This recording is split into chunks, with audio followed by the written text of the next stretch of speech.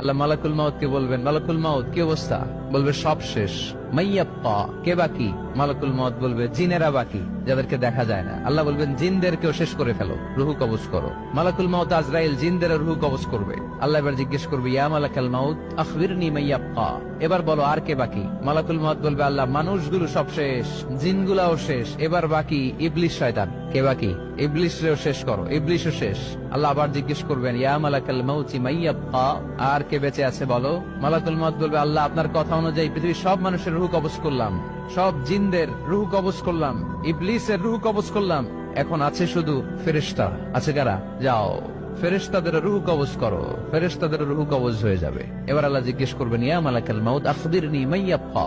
মালাকুল মাউত বলবে, আল্লাহ আপনার কথা মতো ধরে ধরে সব শেষ, ফেরেশতাও শেষ, 4 জন ছাড়া। কয়জন ছাড়া? জোরে বলেন, কয়জন ছাড়া? ইসরাফিল, জিব্রাইল, মিকাইল, আজরাইল। আল্লাহ এই 4 জন আমরা বাকি। আল্লাহ বলবে, যাও ইযহাব ইনতালিক ইলা জিবরিল ওয়াকবাদ রূহা, জিব্রাইলের রূহ কবজ করো। ইযহাব ইলা ইসরাফিল ওয়াকবাদ রূহা, ইসরাফিলের রূহ কবজ করো। ইযহাব ইলা মিকাইল ওয়াকবাদ রূহা, রূহ কবজ করো। ওই 3 ফেরেশতাও শেষ। এবার আল্লাহ তাআলা জিজ্ঞেস করবেন, ইয়া মালাকাল মাউত আখবিরনি মাইয়াব্বা, হে মালাকুল মাউত আর কে বাকি আছে বলো? মালাকুল মাউত বলবে, আল্লাহ আপনার কথা মতো মানুষগুলো শেষ, জিনগুলো শেষ, ইবলিস শেষ, আমার বাকি 3 ভাই ইসরাফিল, মিকাইল, জিব্রাইলও শেষ, শুধু আমি, শুধু আমি। আল্লাহ বলবেন, কেউ নাই? মালাকুল মাউত বলবে, না আল্লাহ কেউ নাই। এবার আল্লাহ তাআলা বলবেন, মালাকুল মাউত তুমি তো সবাই রে মারছো, এবার তুমি মরো, এবার তুমি মরো, তুমি মরো। শোনার সাথে সাথে মালাকুল মাউতের কাঁপুনি ছুটে যাবে, খিঁচুনি এসে যাবে ভয়ে। আল্লাহ বলবেন, কাঁপুনি দিয়ে তো লাভ নাই, কারণ কুল্লু নাফসিন যায়িকাতুল। রাব্বুল আলামিন বলবেন, মালাকুল মাউত কেঁদো না, এটাই দুনিয়ার বিধান, আমি আল্লাহর দেয়া বিধান, এটাই জন্মালেই মরতে হয়। যাও জান্নাত জাহান্নামের মাঝখানে একটা জায়গা আছে, জায়গাটার নাম হলো আরাফ। এই আরাফের মধ্যখানে যে দাঁড়াও, ওখানে যে মালাকুল মাউত কাঁপতে থাকবে।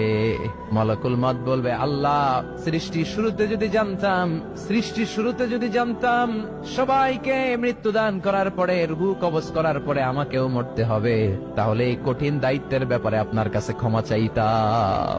আজকে আমারও যে ভাগ্য বরণ করে নিতে হবে সৃষ্টির শুরুতে, আমি এটা কল্পনাই করতে পারি নাই। আল্লাহ বলবেন, নো টক, মুত ইয়া মালাকাল মাউত, মর, মরে যা, মুত, মরে যাও।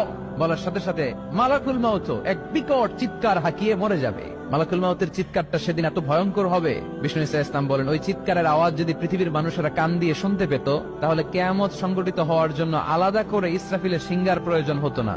ওই চিৎকারের আওয়াজে প্রতিটা মানুষ কানের পর্দা ফেটে ওই জায়গায় লাশ হয়ে পড়ে যেত। এবার ডানে বায়ে সামনে পেছনে উপরে নিচে কেউ নাই, একজন ছাড়া। জোরে বলতে হবে, তিনি কে?